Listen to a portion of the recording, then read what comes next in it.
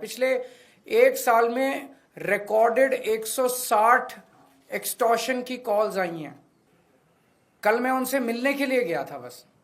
बल्कि दुनिया की सबसे असुरक्षित राजधानी दिल्ली है और भारतीय जनता पार्टी के कार्यकर्ताओं ने मुझे उनकी दुकान तक नहीं जाने दिया।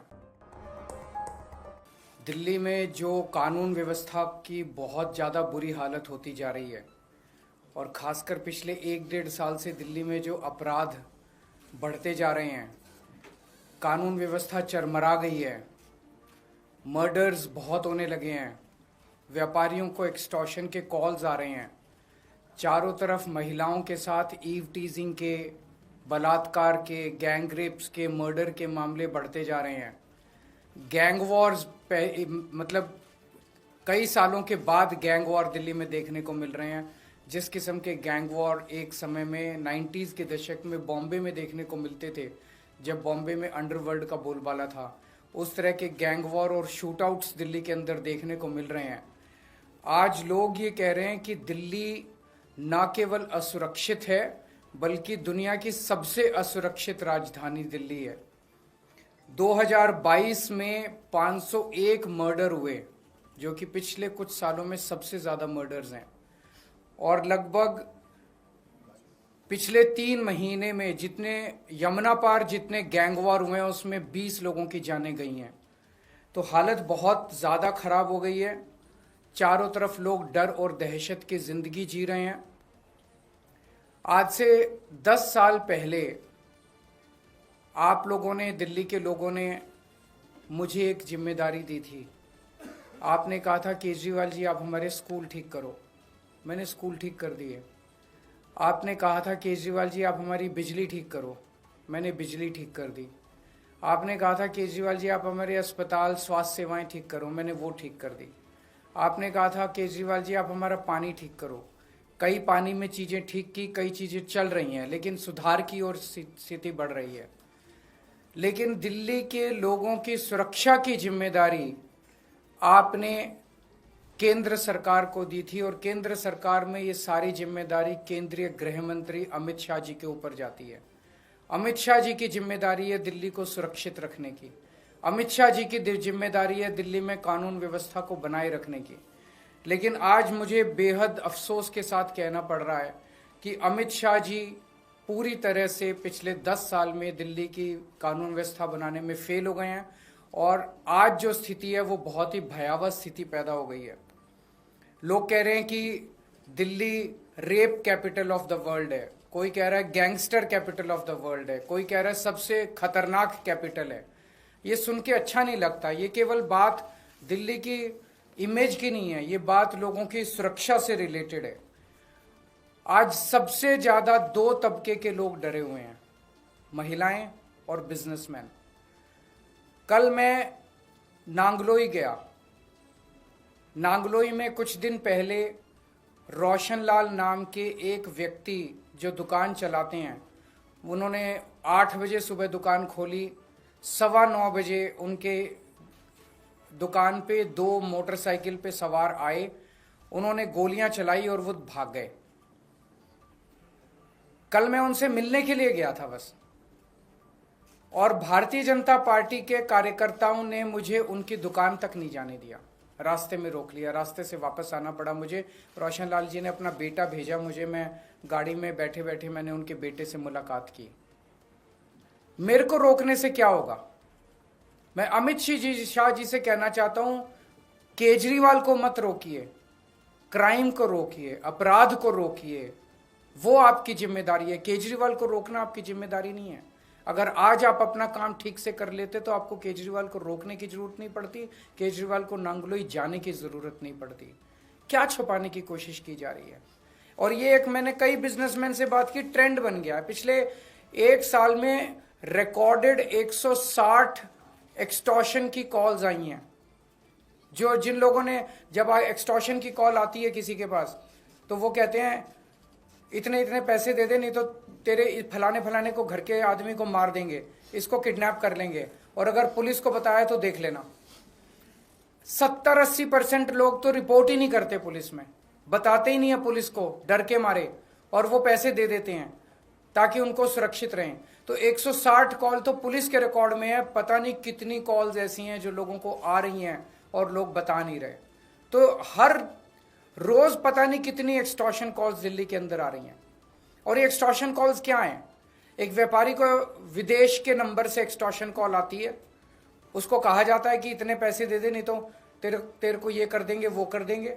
अगर वो नहीं सुनता तो थोड़े दिन के बाद फिर उसके दिखाने के लिए कि वो असुरक्षित है, उसकी दुकान के ऊपर कोई मोटरसाइकिल पे शूट आउट करने के लिए, गोली चलाने के लिए 2 लोगों को भेज दिया जाता है ताकि वो डर के मारे पैसे दे दे।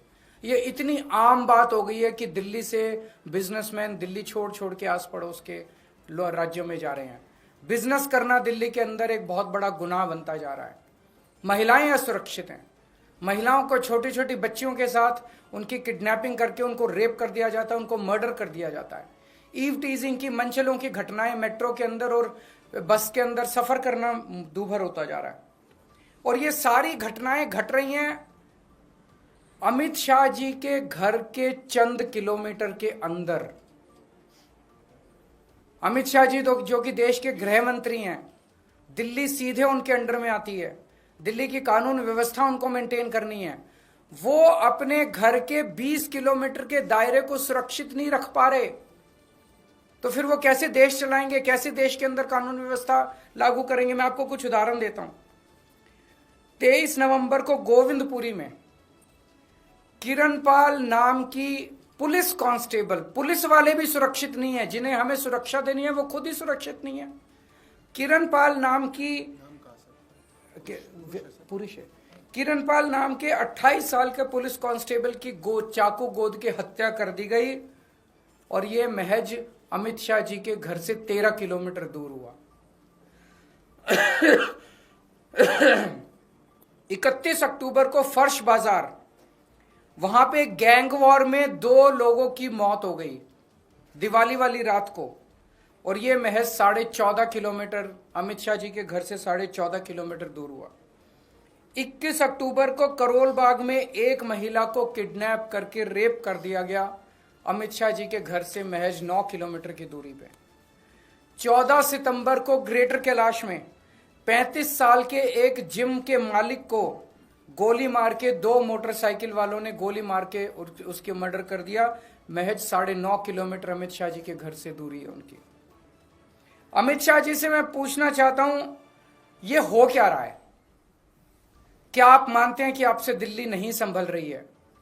और दिल्ली के लोग अब सुरक्षा के लिए किसके पास जाएं? महिलाओं से पूछना चाहता हूं, मैं अपनी दिल्ली की मां, बहनें, बेटियां, उनसे सबसे पूछना चाहता हूं, क्या आप सुरक्षित महसूस करते हो अपने आप को जब घर से बाहर निकलते हो? लक्ष्मी नगर की महिलाएं, पटपड़गंज की महिलाएं, ग्रेटर कैलाश की महिलाएं, जनकपुरी की महिलाएं, कोई भी पूरे दिल्ली में कोई भी महिला अपने आप को सुरक्षित महसूस करती है? चाहे मेट्रो में जाएं, चाहे बस में जाएं, 7 बजे के बाद अगर बेटी घर ना लौटे तो माँ बाप को चिंता हो जाती है, पता नहीं सुरक्षित होगी कि नहीं होगी। ये हमारा शहर है और हमारे शहर के किसी भी कोने में हम खुद सुरक्षित महसूस नहीं कर रहे हैं।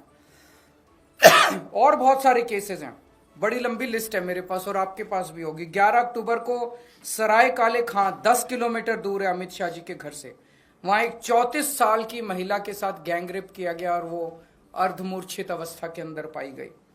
12 सितंबर को बेगमपुर में 3 साल की बच्ची को किडनैप करके सेक्सुअली असॉल्ट किया गया, मात्र 8 किलोमीटर अमित शाह जी के घर से। 30 हजारी अगस्त 8 अगस्त को 30 हजारी कोर्ट के अंदर एक वकील ने 21 साल की एक महिला का कोर्ट के अपने चेंबर में बलात्कार कर दिया, मात्र 10 किलोमीटर अमित शाह जी के घर से। 1 अगस्त को दिल्ली कैंट में 9 साल की बच्ची का रेप करके मर्डर कर दिया, मात्र 9 किलोमीटर अमित शाह जी के घर से।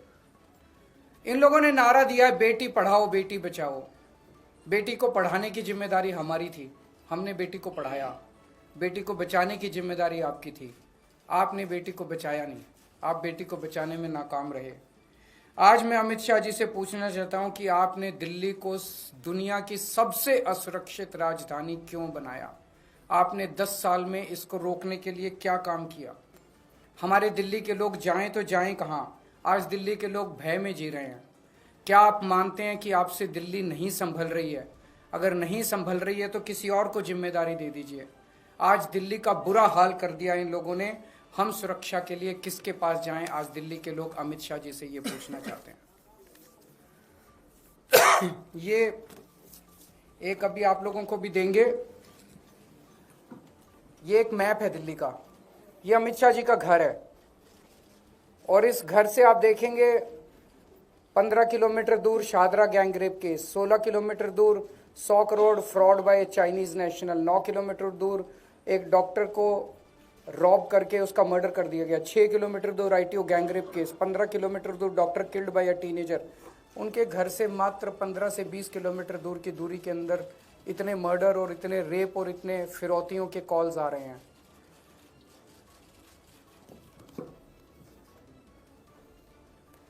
Thank you. एक दो क्वेश्चंस अगर है तो। आंगलोई में आप गए तो आपकी गाड़ी को भी घेरा गया, आपके सांसद और मेरे को घेरने से क्या फायदा है? मैंने यही कहा कि केजरीवाल को क्यों रोक रहे हो? अपराध को रोको ना। मेरे को रोक के वो क्या छुपाना चाहते हैं? क्यों नहीं मेरे को जाने दिया? क्यों नहीं मेरे को उनसे मिलने दिया? सर, कल पुलिस का भी बयान आया आपकी इस विजिट को लेकर। उन्होंने कहा कि एक मामला था जो सोशल मीडिया में हाईलाइट हुआ, 24 घंटे के अंदर हमने अपने पकड़ लिए थे, उनको सुरक्षा भी दे दी थी, उसके बावजूद ये एक ट्रेंड चल रहा है जो मैंने कहा। फिरौती की कॉल आती है, वो आदमी फिरौती नहीं देता तो एक शूट आउट करके उसको डराया जाता है। शूट आउट करने वाले लोग हायर्ड लोग होते हैं, किराए के लोग होते हैं। तो उसके यहाँ भी 2 लोग गए, 2 लोगों को पकड़ा, जिन्होंने गोलियां चलाई उनको पुलिस ने पकड़ा। वो दोनों लोग मुझे बताया गया वहां पे कि उन दोनों लोगों ने कहा है कि हमारे मालिक तो कोई और है। उस मालिक को क्यों नहीं पकड़ा गया? केस बंद कर दिया गया है। केस बंद कैसे कर दिया गया? जिसने फिरौती मांगी और जिसने ये पूरी घटना रची उसको क्यों नहीं पकड़ा गया? जिसने भेजा इन दोनों को उनको क्यों नहीं पकड़ा गया अभी तक?